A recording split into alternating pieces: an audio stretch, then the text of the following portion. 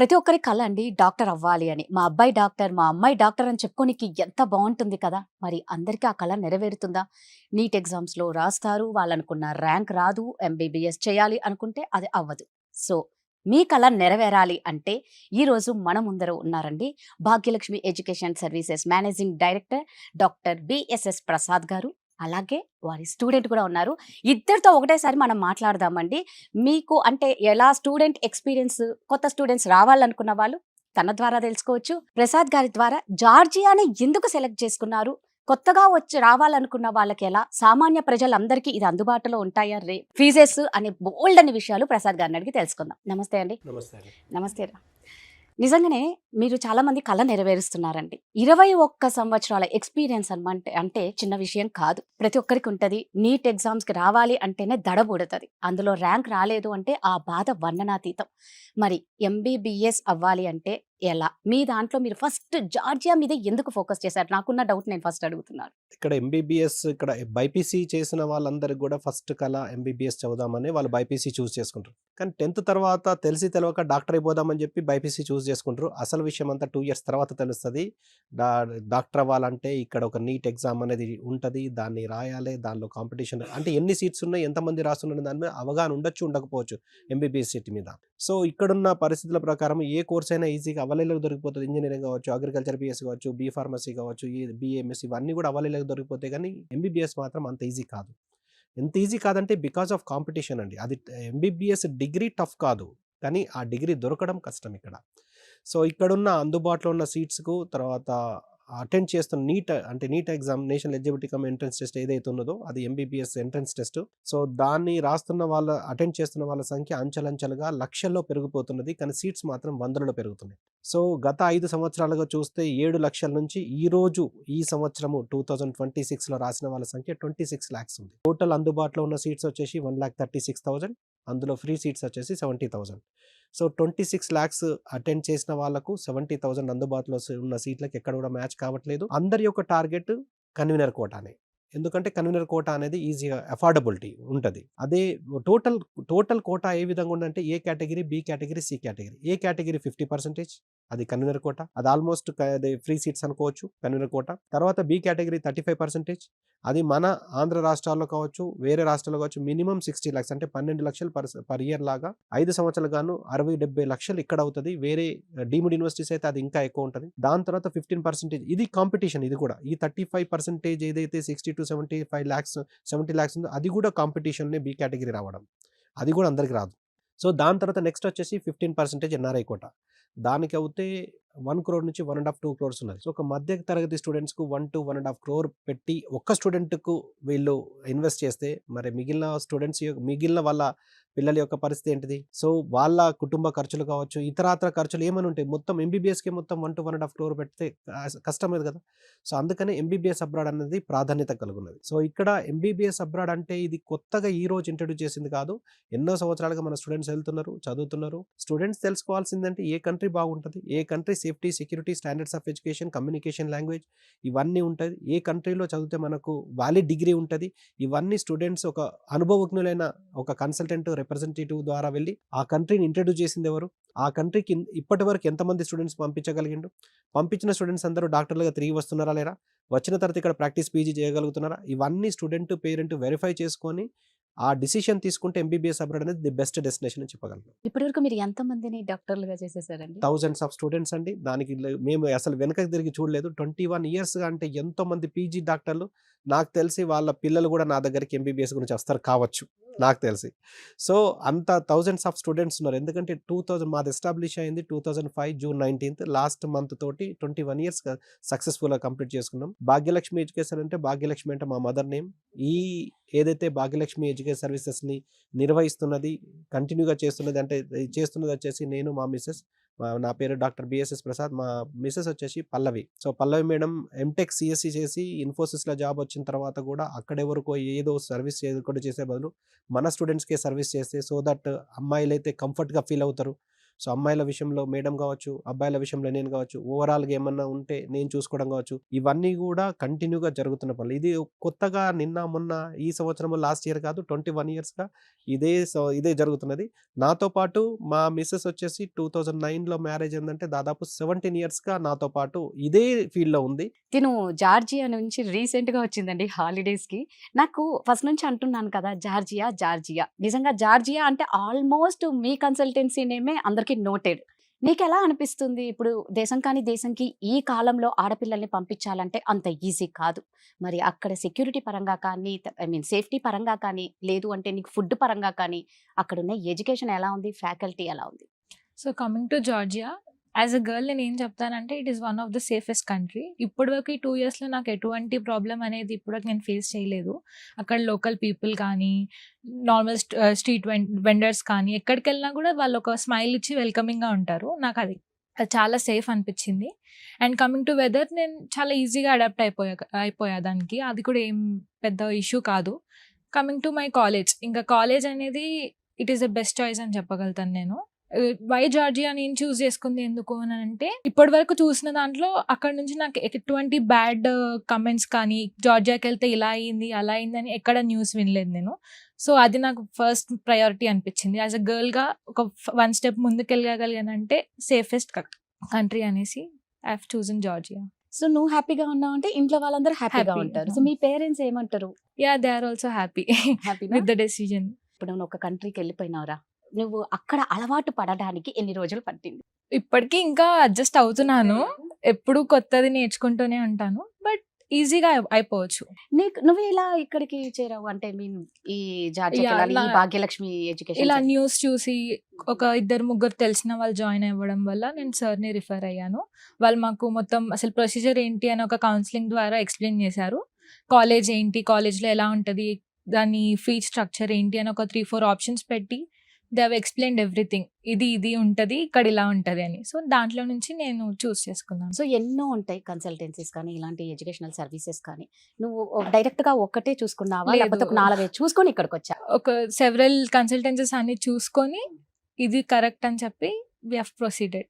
Bhagyalakshmi correct అని చెప్పేసి మేము ప్రొసీడ్ అయ్యాం. సో ప్రసాద్ గారు, నిజంగా అంటే తను చెప్పింది ఓకే, మీ పరంగా చూస్తే భాగ్యలక్ష్మి ఎడ్యుకేషనల్ సర్వీసెస్ లోనే ఎందుకు చేరాలి ఇన్ని ఉండగా? సో జార్జియా విషయంలో మాత్రం భాగ్యలక్ష్మి ఎడ్యుకేషన్ సర్వీసెస్ మాత్రమే అని చెప్పగలను. ఎందుకంటే ఇది స్టూడెంట్స్కి సంబంధించిన విషయం.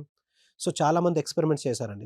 మేము ఫస్ట్ జార్జియాని ఆంధ్రప్రదేశ్, తెలంగాణలో ఇంట్రడ్యూస్ చేసిన తర్వాత అసలు కొన్ని సంవత్సరాల వరకు కూడా ఎవరికి పాసిబుల్ కాలేదు. జార్జియా పంపించడం ఎలా, వీసా ప్రాసెసింగ్ ఏంది, డాక్యుమెంటేషన్ ఏంది, టీఆర్సీ అంటే ఏంటిది, ట్రాన్స్పోర్టేషన్ ఏంది, అండ్ ఫ్లయింగ్ డాక్యుమెంట్స్ ఎలా ఉంటాయి, ఎయిర్పోర్ట్ ఎండార్స్మెంట్ ఎలా ఉంటుంది, అసలు వాళ్ళు ఏ క్వశ్చన్స్ అడుగుతారో దానికి ఏం సమాధానం చెప్పాలి, వీళ్ళు ఏ డాక్యుమెంట్స్ తీసుకెళ్ళాలి, దాని మీద ఎవరికి అవగాహన లేదు. సో మేము ఇంట్రొడ్యూస్ చేసిన తర్వాత చాలా సంవత్సరాల వరకు కూడా ఎవరు కూడా ఈ జార్జియా విషయంలో వేరే ఏ కన్సల్టెంట్స్ కూడా డేర్ చేసే అవకాశం రాలేదు.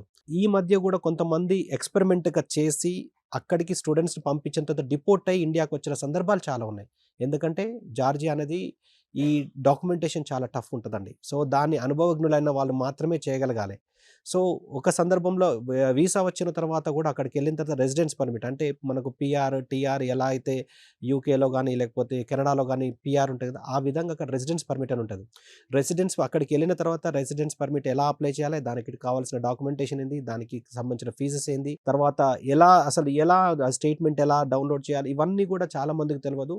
సో కొంతమంది ఎక్స్పెరిమెంట్ చేసి వీసా ఇప్పించడంలో ఫెయిల్యూర్ అయిన కన్సల్టెంట్స్ కొంతమంది ఉన్నారు. వీసా వచ్చిన తర్వాత అక్కడికి రీచ్ అవ్వలేక అక్కడ డిపోర్ట్ అయ్యి, అంటే అక్కడ ఇమిగ్రేషన్ కాడ సరైన డాక్యుమెంట్స్ చూపించకపోవడం వల్ల, లేకపోతే సరైన సమాధానం ఇవ్వకపోవడం వల్ల ఆ ఎయిర్పోర్ట్ నుంచి రిటర్న్ వచ్చిన స్టూడెంట్స్ కూడా మన హైదరాబాద్లో ఉన్న కన్సల్టెన్సీ ద్వారా జరిగిన సంఘటనలు ఉన్నాయి. వచ్చిన తర్వాత అక్కడికి అంటే ఈవెన్ దో అక్కడ క్రాస్ అయిన తర్వాత కూడా టీఆర్సీ ఇప్పించలేక ఒక 1 ఇయర్ వేస్ట్ చేసుకొని ఇండియాకు వచ్చిన సంఘటనలు కూడా జరుగుతున్నాయి. కాబట్టి ప్రతి కంట్రీకి ఒక రిప్రజెంటేటివ్ ఉంటారు. ఎవరో ఒకరు వెళ్ళి అక్కడ వాతావరణం ఎలా ఉంది, సేఫ్టీ సెక్యూరిటీ ఎలా ఉంది, ఎడ్యుకేషన్ ఎలా ఉంది, కరిక్యులం ఎలా ఉంది, అది మనకు సూటబుల్ అవుతుందా లేదా అని ఎవరో ఒకరు వెళ్ళి ఒక రిప్రజెంటేటివ్గా వెళ్ళి చూసి అన్ని విధాలుగా ప్రోడక్ట్ లాగా తీసుకొచ్చి స్టూడెంట్ ముందు పెడితే కానీ తెలియదు. సో ఆ విధంగా ప్రతి కంట్రీకి ఒక రిప్రజెంటేటివ్ ఉంటారు. రష్యాకు ఒకరు ఉండొచ్చు, చైనాకు ఒకరు ఉండొచ్చు, కజకిస్తాన్కి అలా ఉండొచ్చు.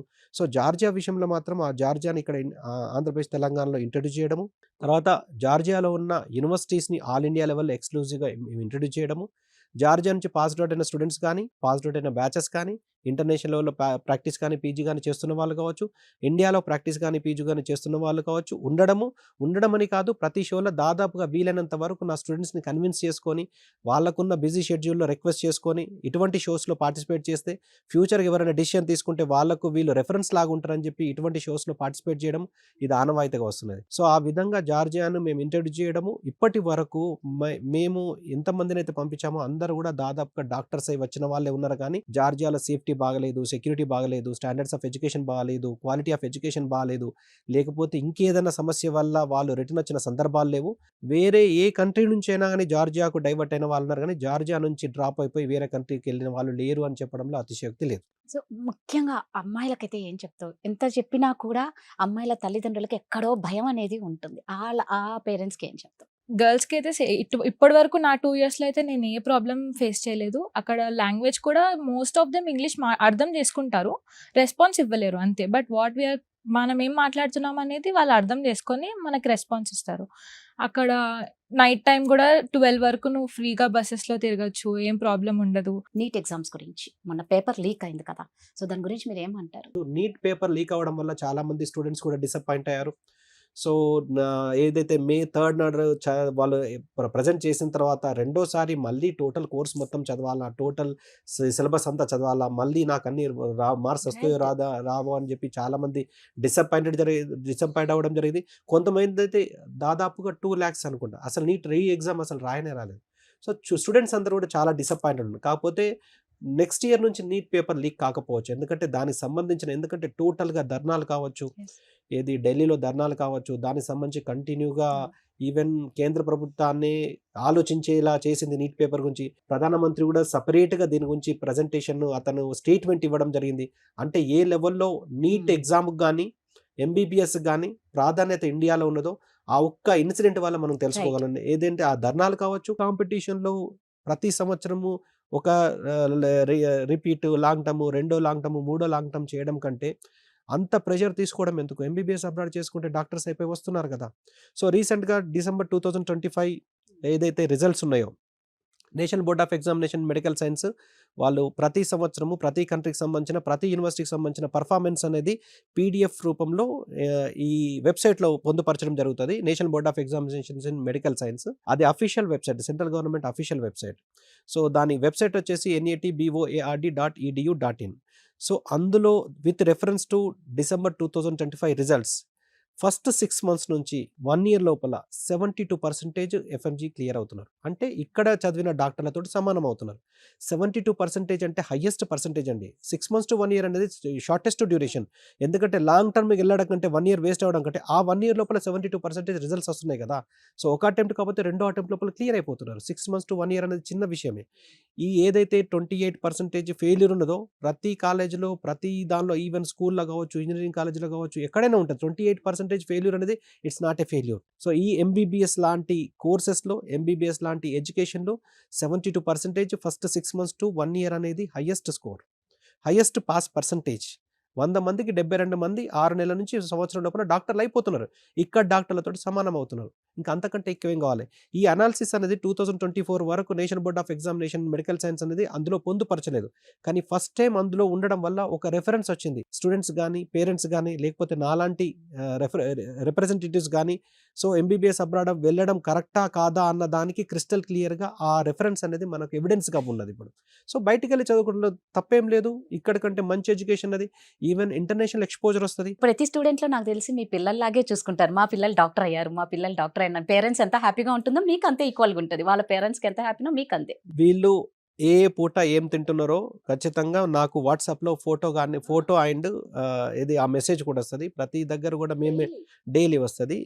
ఏ కంట్రీ అయినా, ఏ యూనివర్సిటీ అయినా గానీ మన ఆంధ్ర ఫుడ్డే ఉంటది. వీళ్ళ ఫుడ్ విషయంలో గానీ, లేకపోతే అక్కడ క్వాలిటీ ఆఫ్ ఎడ్యుకేషన్ విషయంలో గానీ ఖచ్చితంగా ఇన్వాల్వ్ అవుతాం. మేము ఖచ్చితంగా చూసుకుంటాం కూడా. పుష్పాంజలి జియోమెడి యూనివర్సిటీలో చదువుతుంది. అసలు ఎందుకు చూస్ చేసుకుంది? అందరికి ఇది విన్న తర్వాత అసలు ఫీజ్ డీటెయిల్స్ ఏంటి అని చాలా ఆసక్తిగా ఉంటుందండి. సో, జార్జియా ది బెస్ట్ అని అందరికి తెలిసిపోయింది, ఇప్పటికే తెలిసిపోయింది. మేము చూస్ చేసుకున్న యూనివర్సిటీ జియోమెట్రీ వచ్చేసి స్టడీ మీద ఎక్కువ ఫోకస్ ఉంటుంది. వాళ్ళు ఖచ్చితంగా మార్నింగ్ నుంచి ఈవినింగ్ వరకు స్టూడెంట్‌ను ఏదో విధంగా ఎంగేజ్ చేస్తారు. సెమినార్స్ కావచ్చు, క్లాసెస్ కావచ్చు, లేకపోతే క్లినికల్స్ కావచ్చు, లేకపోతే ఎగ్జామ్ కావచ్చు, ఏదో విధంగా ఎంగేజ్ చేస్తారు. మార్నింగ్ నుంచి ఈవినింగ్ వరకు మనకి ఇక్కడ ఏదైతే స్కూల్‌లో ఏ విధంగానైతే పాఠాలు చెప్తారో అలా కూర్చోబెట్టి పాఠాలు చెప్తారు. అది ఇంపార్టెంట్ థింగ్. ఎందుకంటే అక్కడికి పోయిన తర్వాత వీళ్ళ ఇష్టం వస్తే అటెండ్ చేయడము కొన్ని యూనివర్సిటీస్ ఉన్నాయి. వాళ్ళు వాళ్ళు స్లాట్స్ వాళ్ళకు పోర్టల్ క్రెడెన్షియల్స్ ఇస్తారు. వేరే యూనివర్సిటీస్‌లో వాళ్ళకు కొన్ని లిమిటెడ్ స్లాట్స్ ఇస్తారు. 20-30 స్లాట్స్ ఇచ్చి మీరు చూస్ చేసుకుంటే ఆ క్లాస్ అటెండ్ చేయొచ్చు. చూస్ చేసుకోకపోతే క్లాస్ మిస్ అయినట్టన్న యూనివర్సిటీస్ కూడా ఉన్నాయి అక్కడ. సో, మన స్టూడెంట్స్ వెళ్ళి చూస్ చేసుకొని ఒకవేళ స్లాట్స్ చూస్ చేసుకోవడంలో ఒకవేళ ఏమన్నా చూస్ చేసుకోలేకపోతే ఆ క్లాస్ అటెండ్ చేసే అవకాశాన్ని కోల్పోతారు. ఎట్ ద సేమ్ టైమ్ మనది మనం చూస్ చేసుకోవడం అనేది కరెక్ట్ థింగ్ కాదు. మన స్టూడెంట్స్ అంతా ఆ విధంగా మెంటల్‌గా ప్రిపేర్ అయి ఉండరు. సో, మన ఇండియన్ సిస్టమ్ ఏంది, మార్నింగ్ క్లాస్‌కెళ్ళాలి, ఈవినింగ్ వరకు క్లాస్‌లో ఉండాలి. ఈ విధంగా ఈ సిస్టమ్ అనేది యూనివర్సిటీ జియోమెట్రీలో ఉంది. ఖచ్చితంగా మార్నింగ్ 9:30 నుంచి ఈవినింగ్ వరకు క్లాసెస్‌లో ఉండాలి. ఏదో ఒక యాక్టివిటీలో వీళ్ళు ఖచ్చితంగా పార్టిసిపేట్ చేయాలి.